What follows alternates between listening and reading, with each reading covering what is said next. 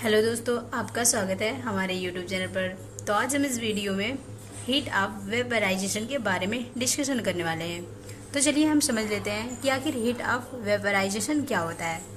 तो देखिए, the quantity of heat which in to be supplied to 1 mole of a liquid at its boiling point so as to change it into vapour state at the same temperature is known as the molar heat of vaporisation delta H B.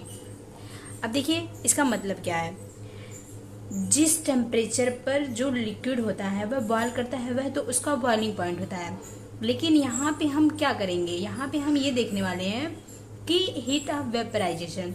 तो इस condition में हमें liquid की मात्रा को constant रखना होगा। Constant मतलब कि उसकी क्वांटिटी हमें लेनी होगी। अब देखिए, यहाँ पे 1 मोल लिक्विड रहेगा, यानी कि लिक्विड जो है वह 1 मोल है। तो 1 मोल लिक्विड को बॉयल करवाने के लिए हम जितना टेम्परेचर देते हैं, जितना सप्लाई करते हैं टेम्परेचर, वही उसका बॉइलिंग पॉइंट होता है। वह टेम्परेचर जिस टेम्परेचर पे 1 मोल लिक्विड बॉयल करने लगता है, यदि उस टेम्परेचर को हम सेम रखते हैं तो इस कंडीशन में वह जो लिक्विड है वह अपने लिक्विड स्टेट से यदि वेपर स्टेट में चेंज होने लगता है तो उसी को हम क्या कहते हैं, मोलर हीट ऑफ वेपराइजेशन, जिसे हम डेल्टा एच वी से डिनोट करते हैं। एक बार इसे हम फिर से समझते हैं। यदि 1 मोल लिक्विड को बॉयल करवाने के लिए जो हम क्वांटिटी ऑफ हीट सप्लाई करते हैं, यदि उसी ही हीट पर, यानी कि हीट सेम है, यानी कि टेम्परेचर सेम है, यदि उसी टेम्परेचर पे वह बॉयल पॉइंट है उसका, लेकिन उसी टेम्परेचर पे यदि वह लिक्विड 1 मोल लिक्विड अपने वेपर स्टेट में चेंज होने लगता है तो उसे हम क्या कहते हैं, मोलर हीट ऑफ वेपराइजेशन, जिसे हम डेल्टा एच वी से डिनोट करते हैं। ठीक, अब देखिए यहाँ पे एक फिगर है, इसको हम समझ लेते हैं। देखिए, यहाँ पे लिक्विड है और ये सेम वेपर है, यानी कि इस लिक्विड को हम टेम्परेचर दे रहे हैं। तो ये जो टेम्परेचर हम दिए हैं तो वह क्या होता है, वह यूज टू हीट, यानी कि जो हीट हम दे रहे हैं, हीट का प्रयोग हो रहा है इस लिक्विड में, उससे क्या होता है, उस लिक्विड का एंट्रोपी इंक्रीज होता है, यानी कि लिक्विड की एंट्रोपी बढ़ती है। अब इस कंडीशन में लिक्विड जो होता है वह अपने लिक्विड स्टेट से वेपर स्टेट में कन्वर्ट होने लगता है, ठीक, उसी सेम टेम्परेचर पे। तो वही उसका मोलर हीट ऑफ वेपराइजेशन है। ठीक, अब हम आगे का पॉइंट देखते हैं। देखिए, heat of vaporisation generally decreases on increasing temperature reaching 0 at the critical point, यानी कि क्रिटिकल टेम्परेचर।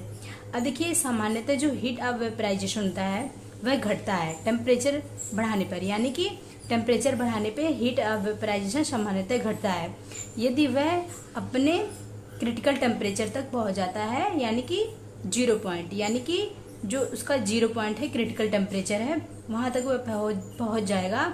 तो टेम्परेचर बढ़ाने पे जो हीट ऑफ वेपराइजेशन होता है यह सामान्यतः घटता है। ठीक, अब हम आगे बढ़ते हैं टॉर्टन्स रूल, जो कि बहुत इंपॉर्टेंट है दोस्तों। तो हम समझ लेते हैं कि टॉर्टन्स रूल क्या होता है।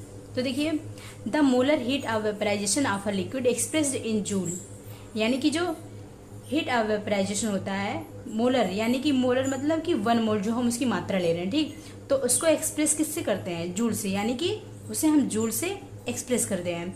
Divided by normal boiling point of the liquid on the absolute scale is approximately equal to 88। अब इसका मतलब क्या है, जो delta H B upon T B है, यानी कि जो नॉर्मल हीट है, जो नॉर्मल बॉइलिंग पॉइंट है, यानी कि टी बी, इसे हम नॉर्मल बॉइलिंग पॉइंट बोलते हैं। ठीक, और जो यहाँ पे डेल्टा एच बी दिया है ये जो है मोलर हीट ऑफ वेपराइजेशन, यदि हम इसको डिवाइड करते हैं तो यह लगभग 88 joule kelvin inverse mole inverse के बराबर होता है।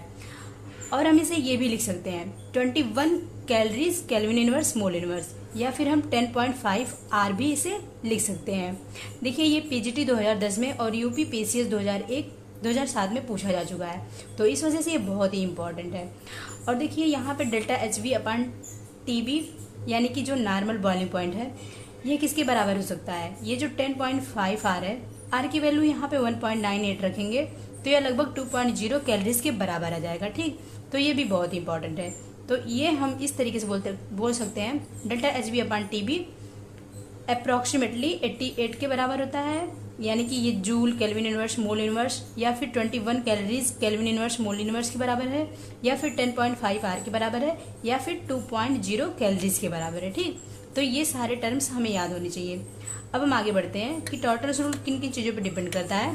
तो देखिए, Trouton's rule is follows by non associated substance of high molecular mass about 100 gram having not too high, यानी कि जो टॉर्टन्स रूल होता है यह नॉन एसोसिएटेड सब्सटेंस के लिए फॉलो होता है, ठीक। और देखिए, यानी कि इसके लिए फॉलो होता है, इसको फॉलो करता है।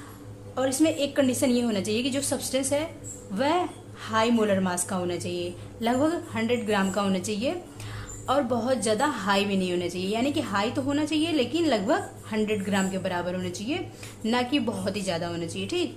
अब हम अगला पॉइंट देख लेते हैं।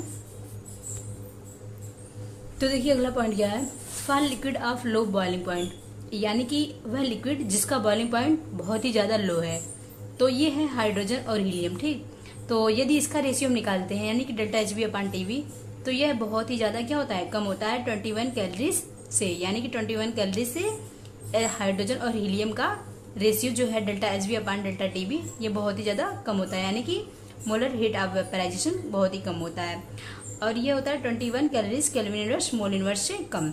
और अगला पॉइंट क्या है, for associated liquid water alcohol, यानी कि ऐसा लिक्विड जो एसोसिएटेड है, यानी कि एक दूसरे में आसानी से घुल जाता है। तो इसके लिए जो डेल्टा HB/TB की वैल्यू जो होती है वह 21 calories kelvin inverse mole inverse से बहुत ही ज़्यादा होती है, यानी कि उससे बहुत ही ज़्यादा होती है।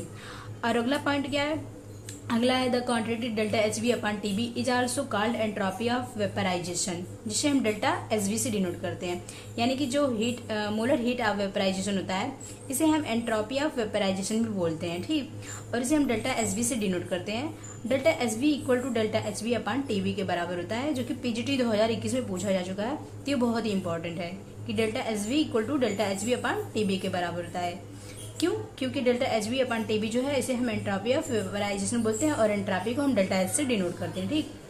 अब अगला पॉइंट क्या है, अगला जो है देखिए, the most liquid of ratio normal boiling point TB and the critical temperature TC is equal to 0.66, यानी कि ज़्यादातर जो लिक्विड होता है उनका जो रेशियो होता है नॉर्मल बॉइलिंग पॉइंट का और क्रिटिकल टेम्परेचर का, वो लगभग 0.66 के बराबर होता है, यानी कि TB/TC अप्रॉक्सीमेटली 2.2/3 इक्वल टू 0.66 के बराबर होता है।